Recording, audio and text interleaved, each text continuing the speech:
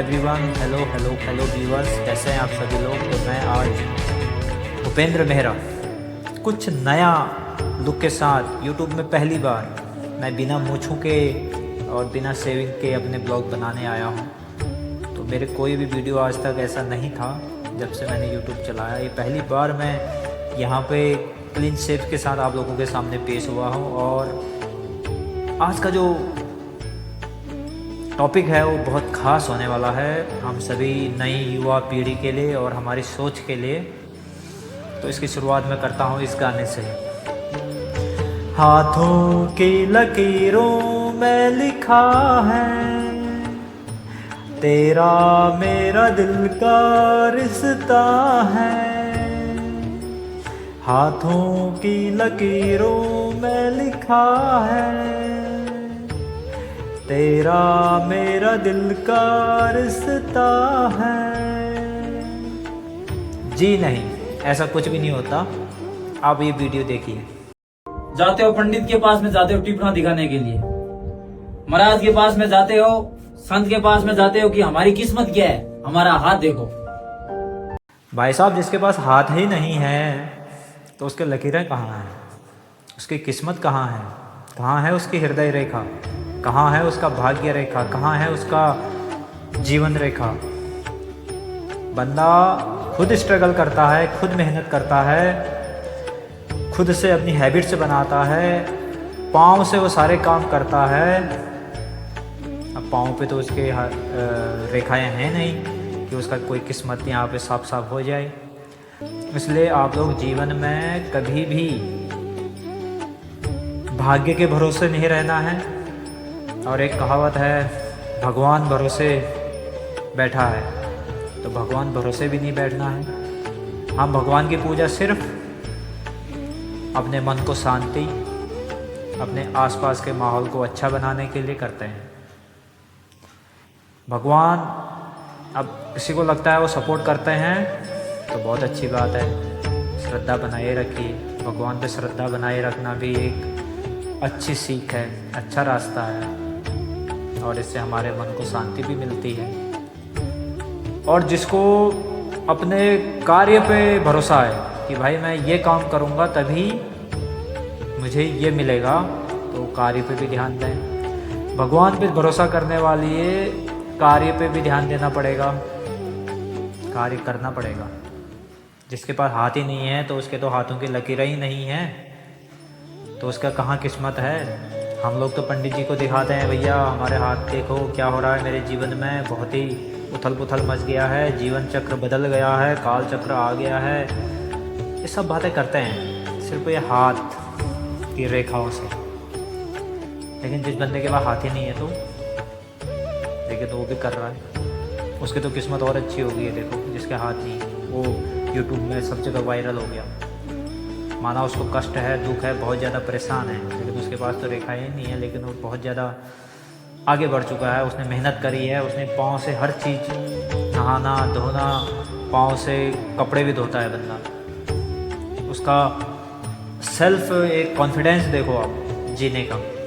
अगर ये बंदा भगवान भरोसे और हाथ की रेखाओं के भरोसे रहता तो शायद नहीं जी पाता, ये टेंशन में रह के ख़त्म हो जाता। लेकिन इस बंदे ने मेहनत करी, अपने पाँव को हाथ की जगह यूज किया और आज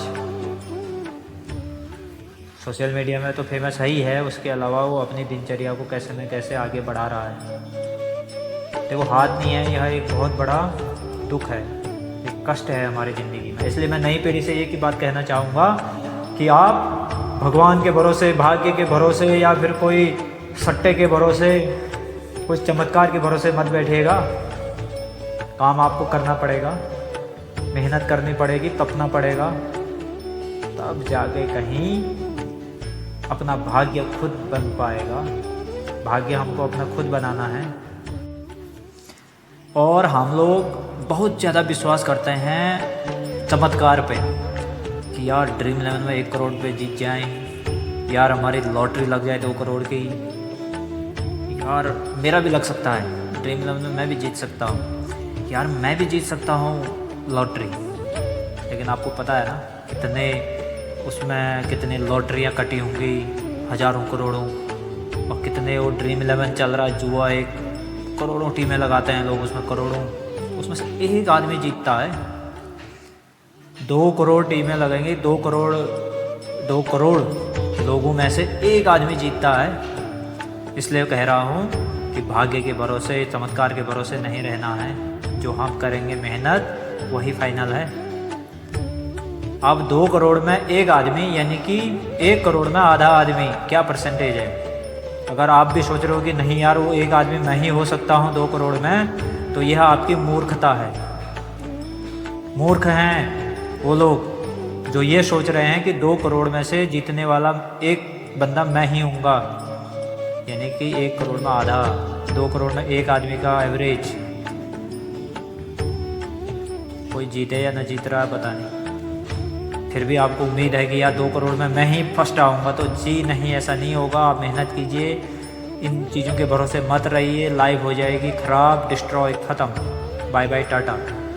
इसलिए जो नई पीढ़ी है हमारी, मैं उससे उम्मीद करूँगा इन सब चीज़ों से बाहर निकलो और अपने पढ़ाई पे फोकस करो, अपने एम पे फोकस करो, अपने टारगेट पे फोकस करो कि हमें इस टारगेट पे जाना है तो जाना है, यहाँ पे पहुँचना है तो पहुँचना है। कई लोग भगवान भरोसे आज अपने आप को परेशान पा रहे हैं। आपने देखा होगा जो भगवान पे पूरी सबसे ज़्यादा भरोसा करता है ना, वही सबसे ज़्यादा परेशान रहता है। जैसे गरीब आदमी सबसे ज़्यादा मंदिर जाता है कि भगवान हमारे ज़िंदगी में कुछ चमत्कार कर देंगे।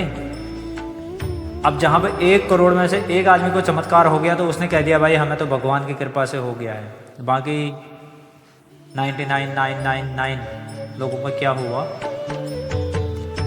करो, भगवान पे श्रद्धा जरूरी है मन की शांति के लिए, यह एक मेडिटेशन है। बट इस पे इतना ज़्यादा डिपेंड नहीं होना है कि सब कुछ भगवान भरोसे छोड़ दो। खुद पे भी भरोसा करना है, खुद का काम खुद करने हैं। और इसमें एक पार्ट भी में एक और टॉपिक आता है कि यार अगर बंदे के पास हाथ ही नहीं है तो कहीं ना कहीं हाथों की रेखाएं तो ऊपर भगवान के हिसाब किताब में छप गई होंगी। देखो ये बात है काल्पनिक है यार, ऐसे तो आसमान में भी एक दूसरा आसमान भी होगा यार, पानी के नीचे भी आसमान होगा यार, वो गाय के पीठ में पृथ्वी होगी यार, सांप के मुंह में पृथ्वी बैठा होगा। तो जहाँ पे होगा गा आ रहा है, तो ये सब चीज़ें काल्पनिक हैं। आप इन सब चीज़ों पे विश्वास मत कीजिए, जो दिख रहा है उस पर विश्वास कीजिए और भाग्य के भरोसे न रहिए। आज का ब्लॉग यहीं पे समाप्त करता हूँ।